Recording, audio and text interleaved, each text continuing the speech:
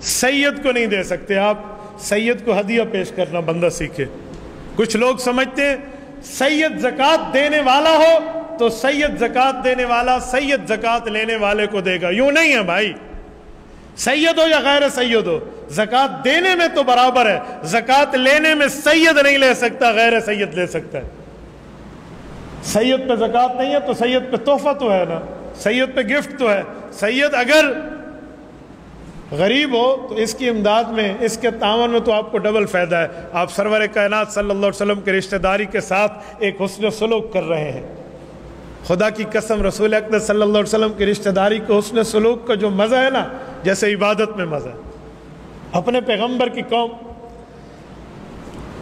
مجھے واقعہ یاد ہے، میں آپ کے سامنے، میں جب بھی یہ واقعہ پڑھتا ہوں نا میں حیران ہو جاتا ہوں کہ سادات کی قدر ہمارے اکابر نے کتنی کی ہے۔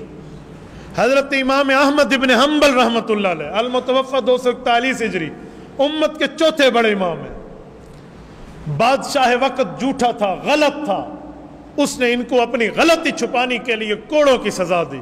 یہ حق پر تھے، لیکن بادشاہ کا تعلق سادات سے تھا۔ کہتے ہیں اگر کوڑا ان کو ایک جو مارا جاتا تھا وہ ہاتھی کو مارا جاتا تو ہاتھی کی چنگاڑ نکل جاتی۔ 120 کوڑوں کی سزا دی گئی۔ امام احمد ابن حنبل لہولہان ہو جاتے اور ہر کوڑے کے بعد فرماتے عفوتو، میرے مولا میں نے اسے معاف کیا ہے، ہو سکتا ہے کہ میں معاف نہ کروں اور میری پہلے موت آ جائے اور کل قیامت میں رسول اللہ کی نسل کے اوپر میرا حق موجود ہو، حضور پاک کی نسل پر میرا اعتراض موجود ہو۔ میں سرور کائنات سے اس عالم میں نہیں ملنا چاہتا کہ میرا اعتراض رسول اللہ کی رشتہ داری پہ ہو۔ احترام سادات ہے۔